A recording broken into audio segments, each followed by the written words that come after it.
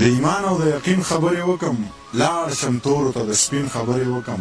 په ما هره ورځ الزام د کوپر لګي، ځکه هر څومره د دین خبرې وکم. په ما هره ورځ الزام د کوپر لګي، ځکه هر څومره د دین خبرې وکم. ټوله شپه رنګین رنګین خوبونه وینم، ټوله ورځ د یو نیازبین خبرې وکم. ته زما نرو بریتونو له تاو ورکه، زه به ستا په لونګین خبرې وکم. په سینه لاس ږدم او په زړه ودرېږم، په میخانه کې په مانځه ودرېږم.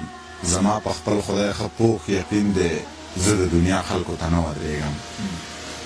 زما په خپل خدای ښه پوخ یقین دی، زه د دنیا خلکو ته نه ودرېږم. د چا په حکم زندګي تېروم، د چا امساته لکه اوبه ودرېږم. که څوک د امن په نوم مونځ کوي نو امامتۍ ته به یې زه ودرېږم.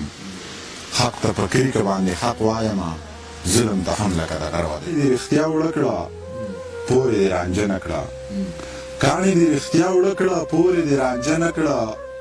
وینې دې د زړه ورکړې وږي دې ماړه نه کړه، وینې دې د زړه ورکړې وږي دې ماړه نه کړه. چغې دې بلا وکړې ویښ دې دا اوده نه کړه، مړ شوې باچا خانه خو یو دې پښتانه نه کړه. چغې دې بلا وکړې ویښ دې دا اوده نه کړه، مړ شوې باچا خانه خو یو دې پښتانه نه کړه.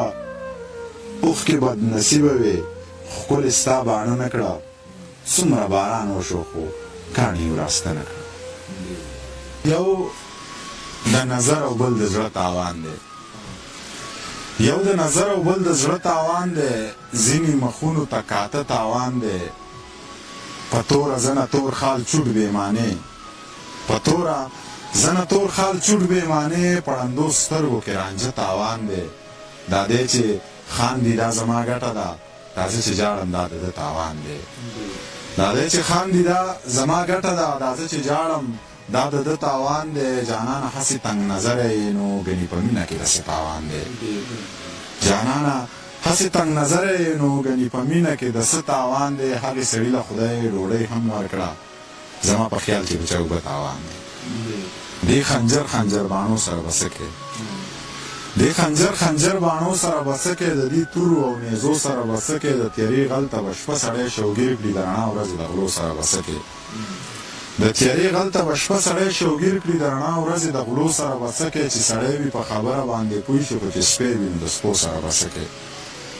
د پردو ژبو بېګرانې در سره دي، یا پښتونه د پښتو سره به څه کې. د پردو ژبو بېګرانې در سره دي، یا پښتونه د پښتو سره به څه کې. د بونیر د غنمرنګو سره کېږي، د بونیر د غنمرنګو سره کېږي، د بونیر د لیونو سره به څه کې.